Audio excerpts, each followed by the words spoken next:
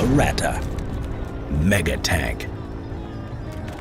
In the years leading up to World War II, Nazi Germany conducted a vast number of projects with the aim of developing new types of weapons that would bring them military supremacy over other nations. The majority of these designs, as true innovations in the field of weapons design, were ahead of their time. The Germans called them Wunderwaffen, which translates to wonder weapons or miracle weapons. Some of these were successfully deployed to battlefields, while some progressed no further than the drawing board. Many projects resulted in magnificent machines of war, but many others turned out to be complete failures. The idea of building the largest tank in the history of warfare belonged to the batch of Hitler's wonder weapons. Hitler's army mainly fought on land, and they wanted a tank that would make these land battles easier to win. The main feature of this new tank, its enormous size, surpassed everything made up to that point. In comparison, even the heaviest of tanks would have seemed like toys. Like all dictators of his time, Adolf Hitler was in love with weapons that could show off his military strength. When Hitler was at the peak of his power in 1942, he was presented with an idea to build the largest tank ever devised, designed by Edward Grote, a director of the famous Krupp Company. Hitler was thrilled. The way he saw it, the tank's hair-raising appearance perfectly matched the image of the German army that he wanted to build. At the time, Porsche had started constructing a 188 metric ton heavy tank called the Maus, which was supposed to be the mighty bellwether of the German panzers. The Maus, however, was nothing compared to its bigger cousin, named the Ratte, or the Rat. The Ratte was part of a land battleships concept that was in research from the 1930s. The pioneering nation in this research was the Soviet Union, with a project known as the TG-5. Their idea was to build a multi-engine driven tank weighing 1,000 metric tons and armed with a 107mm main gun and 4 sub-turrets. One of the engineers working on the project was Edward Grote. Upon his return to Germany, Grote brought his own ideas on building a giant tank. He started working as a director of the Krupp Company, and in June 1942 he was given the opportunity to present his ideas to Hitler himself. The Führer showed great enthusiasm for the project and ordered further design studies.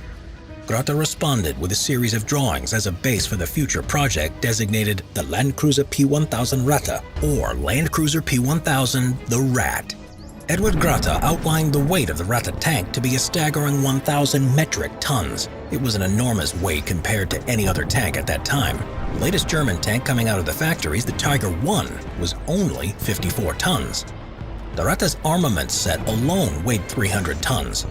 The armor and frame weighed 200 tons, its track and propulsion engines 100 tons, and the rest was the weight of its ammunition and other miscellaneous parts. The thickness of the armor varied from 5.9 to 14.2 inches, or 150 to 360 millimeters. The mammoth weight of the tank was followed by its huge dimensions. The Ratte was projected to be 115 feet or 35 meters long and 46 feet or 14 meters wide. With its gun facing forward, it became 128 feet or 39 meters in length. The height of the tank was 36 feet or 11 meters, which was proportionate to a 3-story building.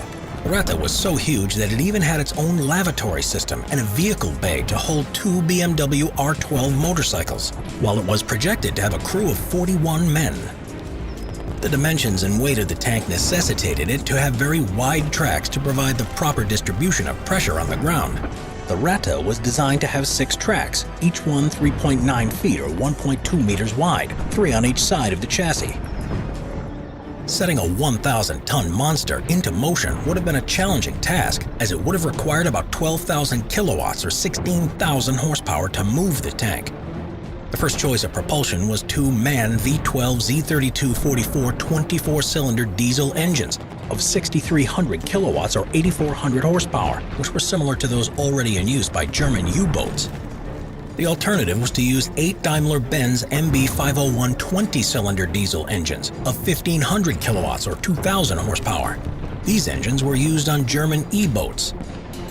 Both of these solutions were projected to provide a top speed of 25 miles per hour or 40 kilometers an hour. In reality, it would have been unlikely for the tank to achieve that speed due to the likely suspension and transmission problems. The intended armament of the tank was equally as impressive as its appearance. The Ratte was equipped with several types of guns, two of which were the main 28cm SKC-34 naval guns. These guns were developed in the 1930s to be used on Scharnhorst-class battleships. Needless to say, they were extremely powerful. At a distance of 3 miles, the guns were capable of penetrating armor up to 17.7 inches thick. At a maximum elevation of 40 degrees, their range was an incredible 25.6 miles. As an extra gun, the Retta was armed with a KWK-44 L-55 anti-tank gun. There are no records indicating whether this gun was planned to be positioned at the front with the main guns or on a separate turret on the opposite side of the tank. Other armaments included an unknown number of 20mm anti-aircraft guns and 15mm autocannons normally used on German aircraft. The frightening size of the Retta was the feature on which the entire project was based. Paradoxically, this was the project's main drawback. First of all, there was no tank factory in Germany large enough to be capable of assembling such a huge vehicle armed with naval guns. For that reason, a shipbuilding yard would have been required. Just building a prototype tank would have taken several months, using much of the yard's resources and space. This was a luxury the Germans could not afford at the time. Even if the tank was built, putting it into action would have been a logistical nightmare. Because of its massive weight of 1,000 tons, the Retta could not have been transferred to battlefields by railway. Using its own propulsion at a speed lower than 25 miles per hour, the Retta would have taken an eternity to arrive at the front. If it broke down along the way, it would have been impossible to tow, as it would have taken another tank of the same size to accomplish the task. Also, because of its weight, the Retta could not have used roads or bridges without destroying them. The only favorable characteristic was the tank's high ground clearance of 6 feet that would have allowed it to simply cross through a river. In the end, the Retta might have been considered a mighty tank, but it also would have been a remarkably easy target. The Retta's thick armor might have been a challenge for the Allied tanks, but not for the Allied bombers. Despite the heavy armor, it could not have withstood bombardments from the air. Being a gigantic and slow vehicle would have made it a perfect target for aerial attacks. The Retta was a huge, powerful, but ultimately impractical weapon. When the idea of building the tank appeared in 1942, the German industry was already overexerted by the war effort. Spending valuable time and resources on building the largest tank in the world would have impeded that same effort for no significant results.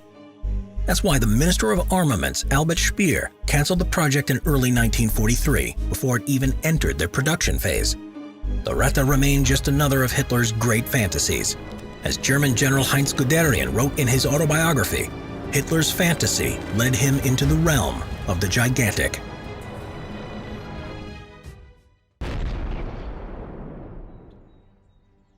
The Schwerer Gustav, Rail Supergun, World War II. The Schwerer Gustav was the largest artillery gun ever made. Before the Second World War had started, Hitler required a devastating weapon for the invasion of France that could destroy the Maginot Line, penetrating its several layers of concrete and steel. The Schwerer Gustav was designed in 1934 by the German arms manufacturer Krupp.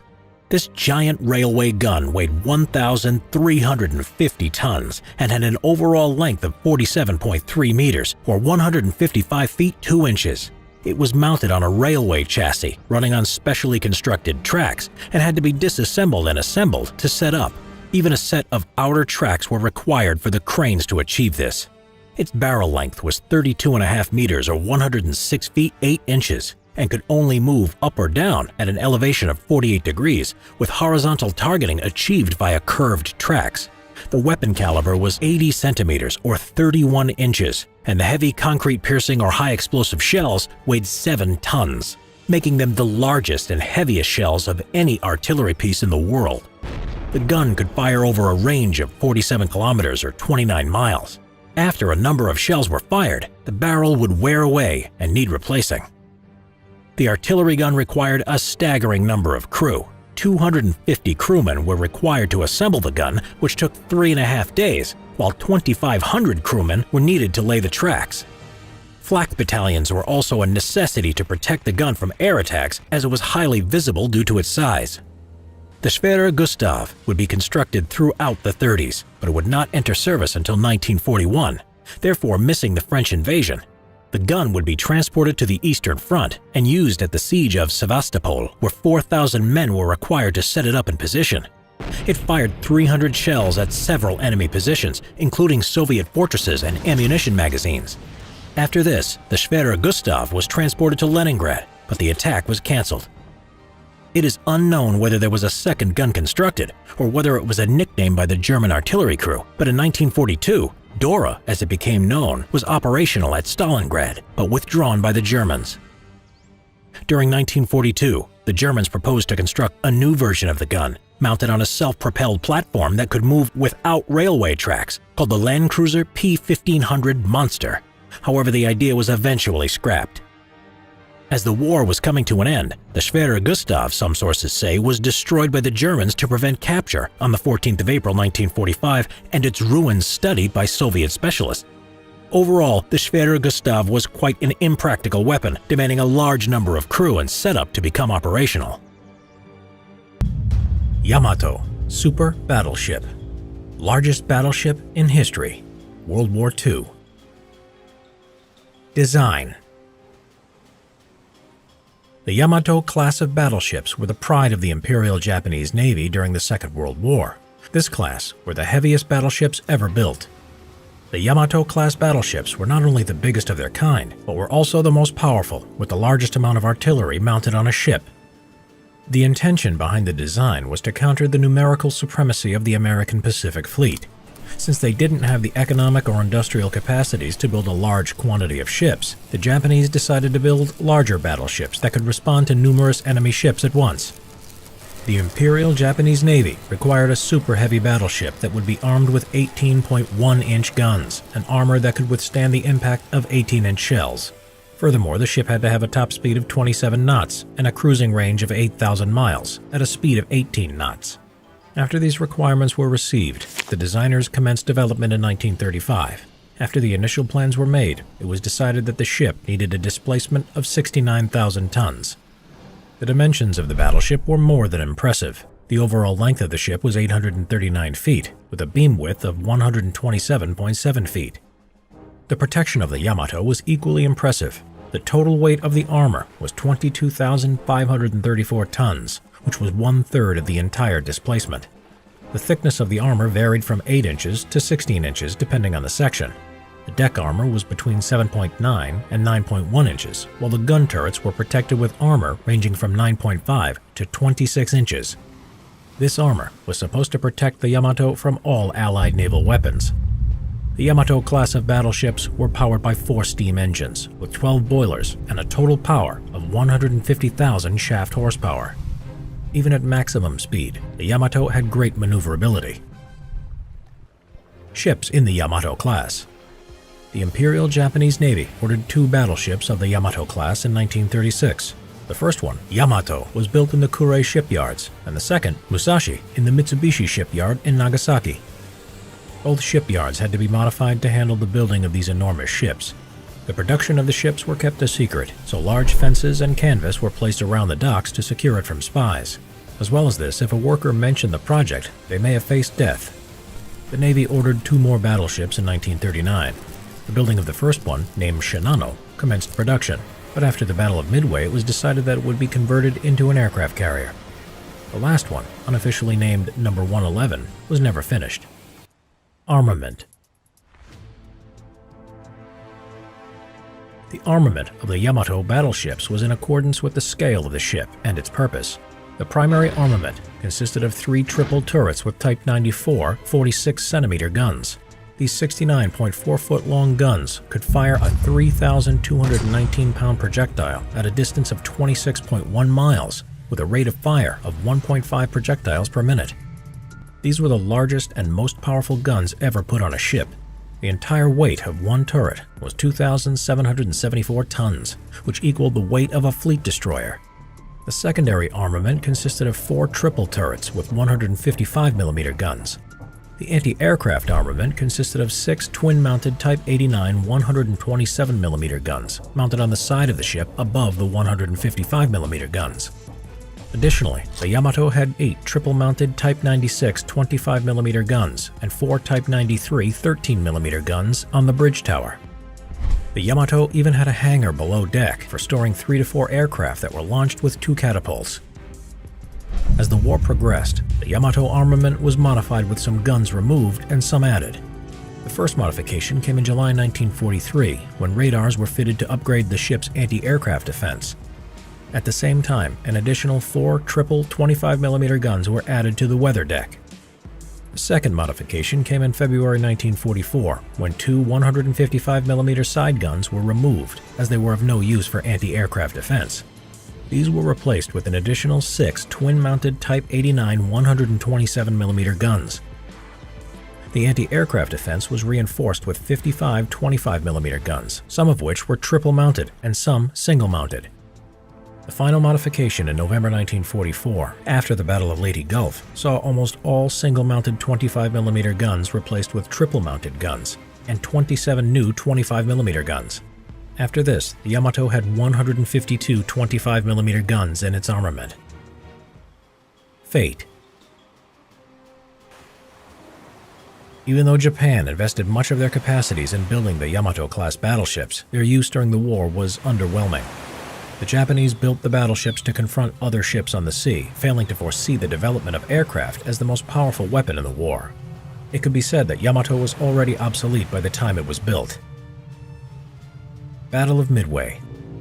Both battleships of the class saw little action during the war. The Yamato was commissioned on December 15, 1941, and it was assumed as the flagship of the Japanese combined fleet. During the Battle of Midway, Admiral Isoroku Yamamoto commanded its fleet from the Yamato's bridge.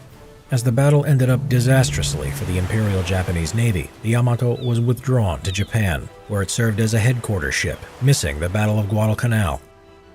Due to the frequent and long periods of inactivity, it was nicknamed the Hotel Yamato. The Musashi took over the duty of flagship of the combined fleet on January 22, 1943, but it also saw little action. Both ships were used at the time as transport ships, as they could carry a large amount of troops. During these operations, both ships were being hit by U.S. submarines, forcing them to spend long periods of time in the truck shipyards for repairs. The Battle of Leyte Gulf. The first big action for both ships came during the Battle of Leyte Gulf, the largest naval battle of the war. On October 24, 1944, U.S. forces launched a massive air attack on the Japanese fleet. They concentrated their fire on Musashi, which couldn't withstand the amount of bombs and torpedoes launched at it. By the end of the day, it was sunk. On the following day, the Yamato used its 46cm guns for the first and only time during the war, hitting an American carrier at a distance of 20 miles. During the battle, the Yamato suffered several bomb hits, but was not put in great danger. However, because of the danger of torpedo strikes, it was forced to leave the battle. Suicide Mission. Operation Tengo. The final engagement of the Yamato was connected to the Allied invasion of Okinawa, which prompted the Japanese Navy to commence Operation Tengo, sending the entire fleet to confront the U.S. Navy that was supporting the invasion. On April 6, 1945, the Yamato, with full magazines, sortied with 1 light cruiser and 8 destroyers on a suicide mission. American codebreakers found out about the Japanese plans, so the U.S. Navy was prepared for the action that would follow. On April 7th, a convoy of 10 ships, led by the Yamato, was attacked by 400 American airplanes. The Yamato withstood the bombs hitting its deck, but 11 torpedoes that hit the port side were more than it could take. After it rolled over to port, its aft magazines exploded, taking the Yamato to the bottom of the sea. 3,063 sailors were killed, and only 269 were saved. The sinking of the battleship Yamato marked the end of the Japanese Imperial Navy. First World War tech. Zeppelins. When a German aristocrat, Brigadier General Ferdinand Zeppelin, retired from the army in 1891, he devoted himself to the study of aeronautics. His proposals to the government for a lighter-than-air flying machine were rejected in 1894, but nevertheless, he would invest all his money into a company producing airships. By 1898, Zeppelin had constructed his first airship. The foundation of the airship were in its hydrogen-filled gas bags, carried inside a steel skeleton. It weighed 12 tons and contained 400,000 cubic feet of hydrogen and was driven by propellers connected to a pair of 15-horsepower Daimler engines. When the Zeppelin LZ made its flight on July 2, 1900, the German government decided to fund the project. In March 1909, the German Army purchased the Zeppelin Z1. These Zeppelins could reach a maximum speed of 136 kilometers per hour and reach a height of 4,250 meters. They were armed with 5 machine guns and could carry 2,000 kilograms or 4,400 pounds of bombs. At the start of the war, Zeppelins were used in bombing raids. A Zeppelin was used to bomb Liège in Belgium on 6 August 1914, but had to make an emergency landing after encountering Belgian artillery fire. Over the next few weeks, 3 more Zeppelins were destroyed by ground forces. While the Zeppelins were an easy target to hit, the Germans continued to use them for attacks on France. In January 1915, 2 Zeppelin naval airships flew over the English coast, bombing Great Yarmouth and King's Lynn. Zeppelins would commence a bombing raid on London on May 31, 1915, killing 28 people and injuring 60 more. Zeppelins were used at the Battle of Verdun in 1916, with 4 being brought down by ground fire, bringing an end to their use on the Western Front. They continued to be used to attack the British home front, but British fighter pilots and anti-aircraft gunners became efficient at taking them down. 115 Zeppelins were used by the German military, with 77 destroyed or damaged beyond repair. After the war, Zeppelins were used for civilian transport. Maus tank, super heavy tank. The Panzerkampfwagen 8 Maus was a super heavy tank designed by the German forces during the Second World War. This was the heaviest tank ever built in human history. By the end of 1944, only 2 prototypes were completed, so the Maus never actually saw action in battle. The development of this super tank was primarily connected with Hitler's obsession to surpass the Allies in developing heavy tanks, especially the Soviets. The task of designing a tank bigger and more powerful than any other was given to the leading German tank constructor, Ferdinand Porsche. In June 1942, Porsche presented Hitler with the idea of the VK100.01 Type 205 tank, which the Führer approved. This tank was to be 150 tons and was intended to use either a 150mm or a 128mm gun with an additional 75mm gun and an MG-34 machine gun. The production of the tank hull, turret, and armament was assigned to Krupp, while the assembly was to be constructed in the Alket factory. At the time, the project was officially named the Mammoth, but it was eventually changed to Maus, or Maus. On May 1, 1943, Hitler was presented with a wooden mock-up of the future tank. As he was pleased with what he saw, he ordered a run of 150 Maus tanks for production. Although he ordered the version with the 128mm gun and coaxial 75mm gun, he wanted future models to be armed with the more powerful 150mm gun. The outcome of the final blueprints were 10.1 meters or 33.13 feet long, 3.67 meters or 12 feet wide, and 3.63 meters or 11.9 feet high, and it weighed almost 190 tons. The crew was to consist of 6 men, a commander, gunner, 2 loaders, a driver, and a radio operator. The Maus's armor was very impressive. The turret had a thickness of 220mm or 8.7 inches at the front and 200mm or 7.9 inches thick on its sides and rear. The hull thickness was 200mm or 7.9 inches at the front and 180 or 7.1 inches on the side. The armament of the tank was equally impressive. The main armament was the 128mm KWK-44 gun. With such a gun, the Maus would be capable of eliminating almost any Allied tank within the range of 3,500 meters. The secondary coaxial armament was the 75mm KWK-44 gun. In addition, the turret was equipped with a 7.92mm MG-34 machine gun for close combat. Such a heavy tank demanded a powerful engine to move it. Porsche's intention was to use the petrol-electric drive they had used before on their version of the Tiger tank. The petrol engine would operate the electric generator that drove the 24 wheels that each track had. The projected speed of the tank with such an engine was 20 kilometers per hour, or 12 miles per hour. The engine system was so huge that it took 2/3 of the entire hull and caused the turret to be put at the rear end. With this design, the driver and radio operator seated in the hull were completely cut off from the turret crew. The Maus's tracks were proportional to the overall size of the tank in order to give it good mobility. They were 1.1 meters wide or 3.6 feet, and they were supported by a suspension system on each of the wheels. As the size of the tank was its prime feature, it was also its greatest drawback. With a staggering total weight of 188 tons, its mobility was under great question, and that was the main reason why German commanders were not fond of the concept. With a low speed and a high silhouette, the Maus tank was a big target, especially for the Air Force. The drawbacks of the entire Maus concept seem to have been obvious to the HWA, the German weapons agency, who protested against the Maus, stating that it didn't need such a tank, and they just couldn't formulate a tactical plan for it. With such limited mobility, the Maus couldn't serve as a tank hunter, but it could work as a mobile fortress. Ultimately, the Army canceled the order for 150 Maus tanks in October 1943.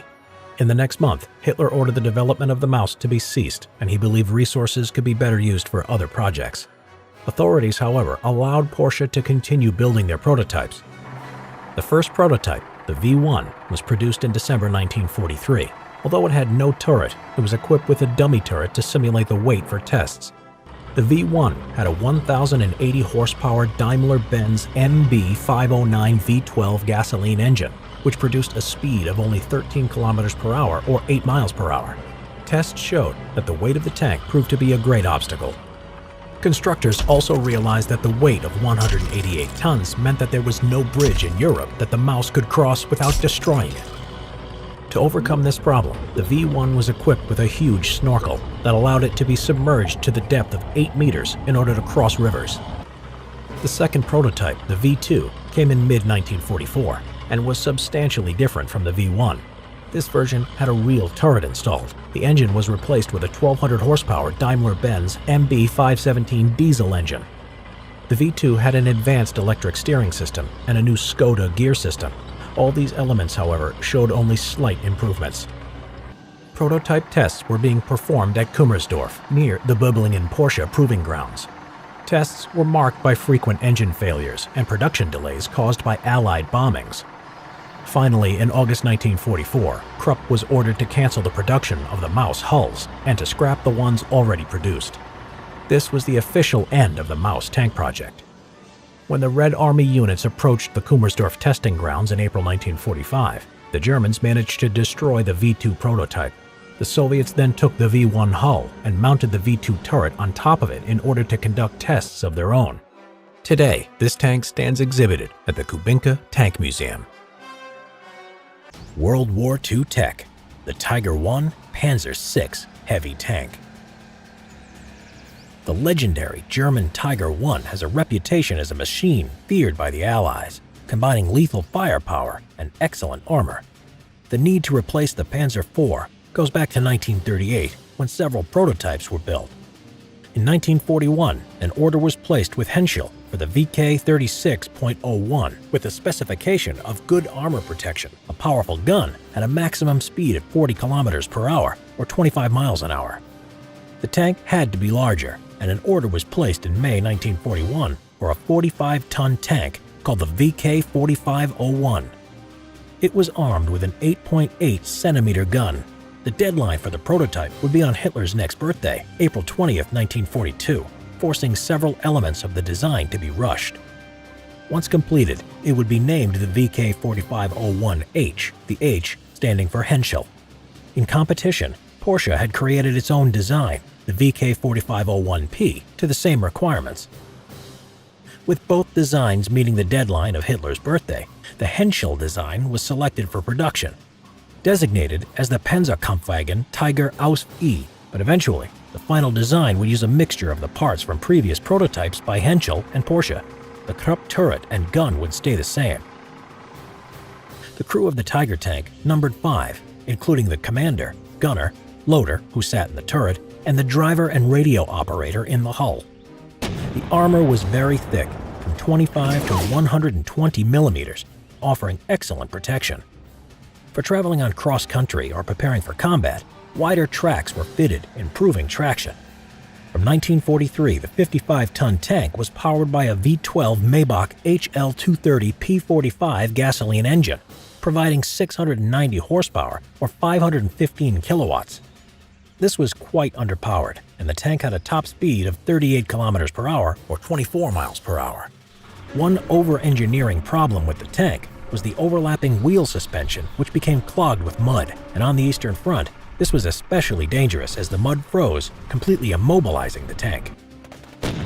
The armament of the Tiger I was its deadly 88mm KWK-36 gun, capable of penetrating American M4 Sherman armor, and two MG-34 or MG-42 machine guns, one coaxial in the mantlet and the other in a ball turret within the hull.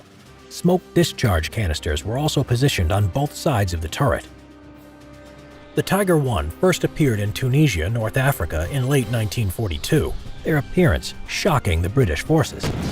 They were used on all fronts, including Italy, Normandy, and the Eastern Front. It was only until mid-1944 that the Allies could produce tanks that could effectively engage the Tiger tank, such as the British Sherman Firefly and the Russian T-34/85. Only 1,350 Tiger Is were built, with production between August 1942 and August 1944. Other rare variants include the Befehlspanzer Tiger, which was a command tank, and the Sturmtiger, which featured a large self-propelled mortar. The Char 2C Super Heavy Tank. The Char 2C was designed during the latter half of the First World War in an effort to break the stalemate of trench warfare. French General Murat, Sub-Secretary of Artillery, granted the FCM shipyard a contract to develop a heavy tank, or Char d'assaut de grand modèle, meaning Great Model Assault Tank. Although the FCM received payment for the development of the heavy tank, they failed to start basic development. Actual development would not begin until September 1916, when public interest in French tank designs rose after British Mark Is were revealed at the Battle of the Somme. When General Murat discovered the FCM had neglected the project, he took personal control over development. General Murat would come into conflict with Brigadier Estienne, who was developing the FT-17 light tank with Renault, and thought that his heavy tank would use up resources that could be used on his project. Estienne would go to General Joffre himself to get the heavy tank project cancelled. After the first action of a new light tank, the Schneider CA, was a disaster, Albert Thomas, Minister of Armament, cancelled all tank projects.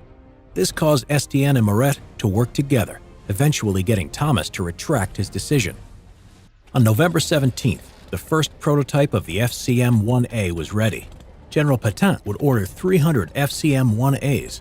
However, in 1919, with the war over, the order was cancelled and later replaced with an order for 10 Char FCM-2Cs.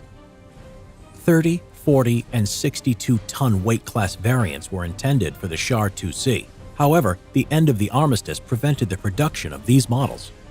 In post-war France, the 62-ton weight version was produced in 1921, with 10 examples in service. The Char 2C was 10.3 meters long, 3 meters wide, and 4.1 meters tall, or 33.7 feet long, 9.8 feet wide, and 13.4 feet tall. The armor was 45 millimeters or 1.8 inches thick at the front, 22 millimeters or 0.86 inches thick on the sides, and 6 millimeters or 0.24 inches thick on the rear, some of the thickest for a World War I era tank, but thin by World War II standards.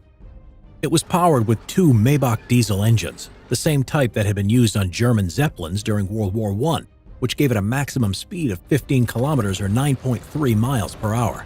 The tanks were also equipped with trench-crossing tails, due to the misconception that the war was going to, once again, break down into trench warfare. The armament for the Char 2C was a quick-fire, high-velocity 75mm gun located in a 3-man turret at the front and 4 8mm Hotchkiss machine guns, one in the front, one on each side, and one at the back in the rear turret.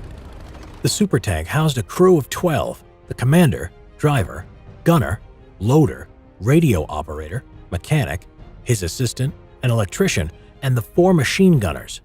Although obsolete by 1935 due to their low speed and high profile, all 10 Char 2Cs were reactivated and put into service as the 51st Battalion Char de Combat in 1939 to serve as a propaganda device in movies, encouraging many people to look at them as invincible super tanks and helping boost morale in the early stages of World War II.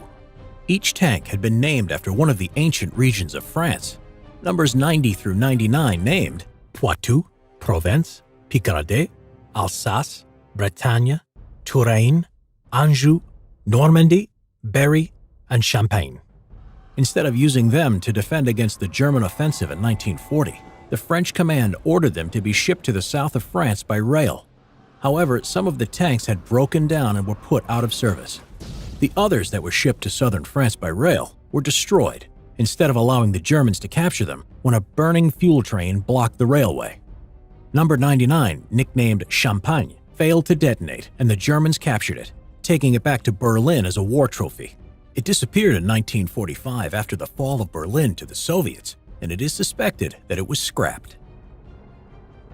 The Maginot Line, French defensive fortifications, World War II. The Maginot Line was a defensive series of fortifications along the French borders with Italy, Switzerland, Germany, and Luxembourg. The main purpose of the Maginot Line, named after French Minister of War André Maginot, was to deter German invasion. It would serve other purposes based off the experience of the First World War.